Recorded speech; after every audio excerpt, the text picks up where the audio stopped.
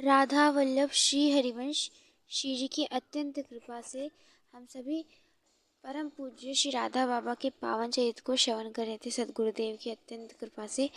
तो लाडली जी की कृपा से हमने कल श्रवण किया कि बाबा किस प्रकार भाई जी से मिले और फिर वो भगवान श्यामा श्याम के रस में डूब गए। इस बात पर भाई जी को भी बड़ा आश्चर्य होता है कि ऐसे कैसे हो सकता है कि कोई अद्वैत, जो पूरे अद्वैत के सब चीज़ पड़ा हो और फिर वो रस के अंदर घुस जाए। वो भाई जी को भी लगा कि ये भगवान की अत्यंत कृपा है। तो उन दिनों वर्ष भर में साधन सत्र चल रहा था। लगभग वहाँ 100-150 लोग साधक जन व्रत लेकर साधन भजन कर रहे थे। भारतवर्ष के सभी प्रांतों से, सभी देशों से, सभी प्रदेशों से लोग आए हुए थे, जैसे बिहार, बंगाल, पंजाब, गुजरात, महाराष्ट्र, मद्रास और राजस्थान के लोग साधक जन भी आए हुए थे। वहाँ पे ये सब संगम दिख रहा था सबका। एक किनारे भोजन गृह था जहाँ पे भोजन की सारी व्यवस्था थी, लेकिन वहाँ पे कुछ जन थे जो शाकाहार थे, जिन्होंने ये नियम व्रत लिया था कि वो 12 महीने 12 मास केवल शाकाहार खाएंगे। तो उनके लिए शाकाहार की व्यवस्था थी। और कुछ साधक जन तो ऐसे थे जिनका ये था कि हम स्वतंत्र ही पाक कर लेंगे, अपने से खाना बना लेंगे, अपने से भोजन बना लेंगे। तो उनको कच्चा आटा, दाल, घी, सब्जी सब दे दिया जाता है जिससे वो अपनी व्यवस्था कर ले। भिन्न भिन्न प्रकृति और रुचि के लोगों के मध्य में ऐसा व्यवहार मानो कि परिवार हो, पारिवारिक व्यवहार हो, जहाँ लोग अपनी अपनी जगह से आए, अपने अपने प्रदेशों से आए, वो एक जगह एकजुट होकर साथ में भजन कीर्तन कर रहे हैं। इतना पवित्र और निराला वातावरण था कि मानो स्वर्ग भी इसके सामने तुच्छ था। लोग ऐसा अनुभव कर रहे थे। लोग जो साधक जन थे वो झांझ, मृदंग, ढोल, करताल, पखावज खोल कर 24 घंटे खड़े खड़े होकर नृत्य कर रहे थे। इतना सुंदर कीर्तन कर रहे थे, जो पूरा वातावरण था वो गूंज रहा था भगवान के पवित्र नामों से। और इस सात्विक वातावरण में पवित्र सत्संग भी हो रहा था, जिसमें श्री नारद जी महाराज और श्री अंगिरा ऋषि जी भी पधारे थे। तो बात ऐसी हुई कि पूर्व क्रांतिकारी जीवन के कारण नज़रबंदी में 1 वर्ष काल में शिमला पाल में भाई जी ने नारद भक्ति सूत्र पर बस बहुत ही बड़ी टीका लिखी। और इधर सत्संग सत्र में श्रीमद् भागवत की कथा हो रही थी, जो कि श्री शांतनु बिहारी द्विवेदी जी कर रहे थे। ये कथा भी बड़ी गंभीर और सार भरी हुई थी और इसमें नारद जी का उल्लेख और प्रसंग भी आ रहा था। तो इन सब बातों में पूज्य भाई जी के मन में आया कि नारद जी का सत्संग प्राप्त हो जाए तो कितना अच्छा हो। उनकी भावना आ रही थी, तीव्र भावना, कि मुझे नारद जी महाराज का सत्संग प्राप्त हो जाए। तो रात्रि में श्री पोद्दार जी महाराज यही स्वप्न में, मतलब यही सोचते हुए सो गए। तो स्वप्न में क्या हुआ, स्वप्न में उनको 2 तेजोमय ब्राह्मण मूर्तियों की दर्शन हुए। वे उनको देखते लेकिन पहचान नहीं पा रहे थे कि वे कौन है, वो दोनों मूर्तियाँ कौन है। तो परिचय पूछा कि आप कौन। तो दोनों बतलाते हैं कि मैं नारद, और वे कहते हैं मैं अंगिरा ऋषि। भाई जी ने कहा मैं समझ नहीं पा रहा, परंतु समझे, वे समझ रहे थे कि ये स्वप्न है लेकिन जागृत अवस्था है।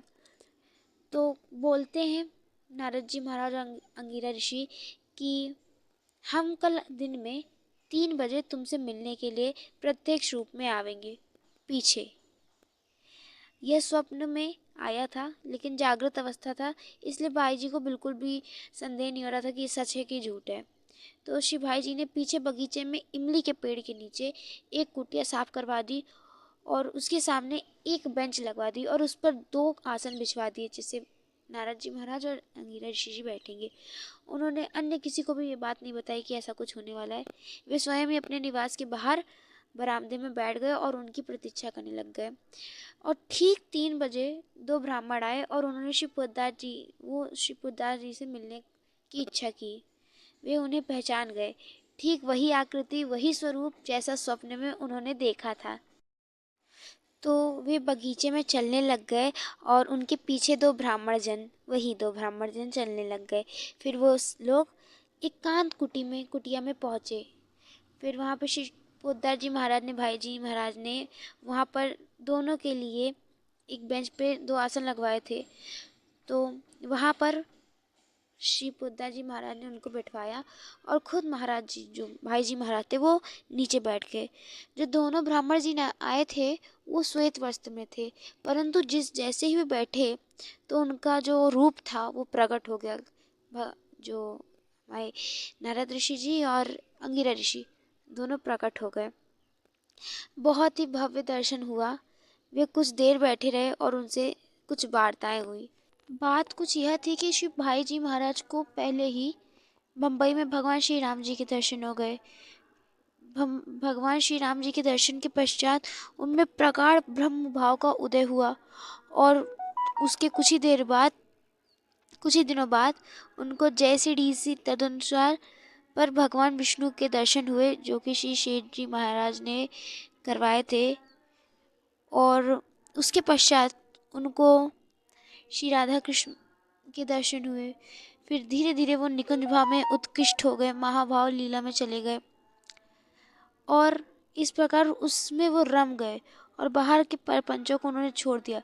लेकिन अद्वैत निष्ठ महात्माओं के प्रवचन सुनने से उनके मन में ऐसा आता है कि भगवान विष्णु, राम, कृष्ण, राधा, गोपियों का स्वरूप कहीं माइक तो नहीं है। माइक यानी कि माया से पूर्ण तो नहीं। ऐसा बीच बीच में आता था और अद्वैत लोगों के सत्संग हो जाता था, सुन लेते थे बाबा, तो उन्हें लगता था ये कैसे सोच आ रही है, क्या हो रहा है। भाई जी को बड़ी उलझन रहती थी। लेकिन वे जब गीता वाटिका आए तो थोड़ा धीरे धीरे जाने लग गया विचार। अब इस बारे में सब बताया श्री नारद जी महाराज को। श्री नारद जी ने इनका जो भी विचार विनय हुआ था, श्री नारद जी ने उनको विश्वास दिलाते हुए बताया कि सत्य एक है, तत्व एक है, वही सत्य है, वही तत्व है, इन भगवत स्वरूपों में नित्य प्रकट है। भगवान एक ही है, वो ब्रह्म भी है, वही भगवान शिव है, वही भगवान श्री कृष्ण है, वही श्री जी है, वही लाडली, सब वही है। ऐसा नारद जी महाराज बताते हैं। यहाँ पर ऐसी बात नहीं है कि ये स्वरूप कभी प्रकट होते हैं और नष्ट हो जाते हैं जब महाप्रलय होता है।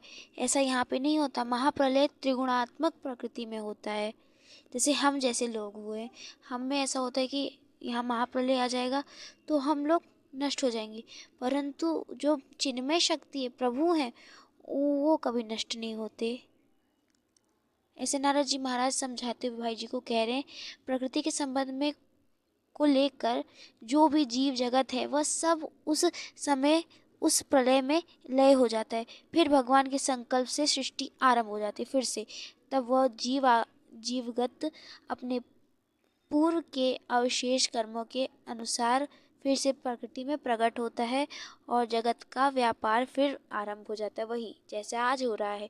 चिन्मय जगत के जो भगवत स्वरूप हैं उनको किसी प्रकृति स्थान की आवश्यकता नहीं है, भगवान को कोई आवश्यकता नहीं। इसी प्रकार जो चिन्मय धाम है, वहाँ जो भगवत स्वरूप हैं उनको किसी मायिक आधार की आवश्यकता नहीं होती, उन्हें कुछ माया नहीं करनी रहती है। वे नित्य हैं, सत्य हैं। उन लोगों में समस्त पदार्थ और प्राणी चिन्मय भगवत स्वरूप हैं। वे महाप्रलय में नष्ट नहीं होते जिस प्रकार हम मनुष्य जन हो जाते हैं, क्योंकि हम सब माइक हैं, हम लोग माया से पूर्ण हैं। वे तो असीम है, अनंत, उनका कोई अंत नहीं। श्री व्यास देव ने ऐसा ही माना है और भगवान आदि शंकराचार्य ने भी ऐसा ही माना है। इनके पूर्व के ऋषि तो ऐसा मानते ही थे। भगवान नारद जी से सम्यक साक्षात उपदेश प्राप्त करने के पश्चात श्री भाई जी का इस सत्य पर दृढ़ निश्चय हो गया कि उन्हें जो भगवत लीलाओं की अनुभूति हो रही है और नारद भक्ति सूत्र में जिन गोपियों के अति उत्कृष्ट भगवत प्रेम का वर्णन हुआ है, वे गोपी व भगवान का लीला का वो सब सत्य है। वो कुंज निकुंजों में चलना, वो सब पदार्थ सत्य हैं। कुछ भी वहाँ पे माया से पूर्ण नहीं है। वे प्रलय में नष्ट नहीं होते, वे चिन्मय हैं, इनमें कोई भी भेद नहीं, माया का इनके साथ कोई भी संबंध नहीं। तो नारद जी महाराज बताते हैं भाई जी महाराज को कि जितने भी भगवत स्वरूप दिखलाई पड़ते हैं उनके बीच में कुछ द्वंद्व दिखाई देती है, जो शास्त्रों में लिखी है। शास्त्रों में लिखा गया है ना, कि कहीं भी लिखा रहता है पुराणों में कि भगवान शिव की महिमा ऐसी, भगवान विष्णु की महिमा ऐसी, देवी की महिमा ऐसी, वहीं श्री कृष्ण जी की महिमा ऐसी। ऐसे विभिन्न रूप, विभिन्न पुराणों में विभिन्न भगवानों की विशेषता, भगवान के रूपों की विशेषता बताई जाती है, न कि भगवत स्वरूप में परस्पर ऊंचा नीचा भाव दिखाने के लिए। बस ये बताया जाता है कि इनकी इतना भाव है, लेकिन हम मनुष्य ये कर बैठते हैं कि हम भेदभाव करने लगते हैं कि नहीं ये भगवान ऊपर है, ये नीचे, ये भगवान ऊपर। सत्य तो ये है, सब एक हैं, सभी एक हैं, बस उसमें भगवान अलग अलग रूप में खेलते हैं। जो भगवान भगवान श्री कृष्ण बनते हैं वही काली बनते हैं, जो काली बनती है वही भगवान श्री कृष्ण बनते हैं, वही श्री जी, वही लालजू। सब एक हैं, सब एक तत्व है, कोई भी अलग नहीं है। बस भक्तों के भाव के अनुसार भगवान रूप ले लेते हैं। सब श्री नारद जी महाराज बता रहे हैं और कहते हैं कि इसलिए कभी किसी को छोटा नहीं मानना चाहिए। जो जिस भगवत स्वरूप की उपासना करता है उसे उस उपासना को छोड़ना नहीं चाहिए। अगर हम श्री जी के हैं तो हम श्री जी की ही उपासना करेंगे, और जो माँ की भक्त हैं माँ की पूजा करेंगे, माँ की आराधना करेंगे। भगवान शिव के जो है भगवान शिव, सबकी अपनी अपनी आस्था है। उसे यही मानना चाहिए कि सब स्वरूप हमारे उपास देव का है, सब हमारे श्री जी हैं। इस मान्यता में अपने स्वरूप के प्रति पूर्ण श्रद्धा भी हो गई और अन्य स्वरूपों के प्रति विरोध भाव भी नहीं हुआ, सबका सम्मान भी हो गया। तो इस प्रकार श्री नारद जी महाराज ने पूज्य श्री पोद्दार जी महाराज श्री भाई जी के मन में पूरी आस्था बैठा दी, कूट कूट करके पूरी सुदृढ़ता से, कि निर्गुण ब्रह्म और सगुण ब्रह्म एक हैं, कोई अलग नहीं है। निगुण ब्रह्म भी वही है, सगुण ब्रह्म भी वही है। शक्ति और शक्तिमान जो दो पृथक तत्व नहीं है। शक्ति शक्तिमान में कोई भेद नहीं, वो अभेद हैं, सब एक हैं।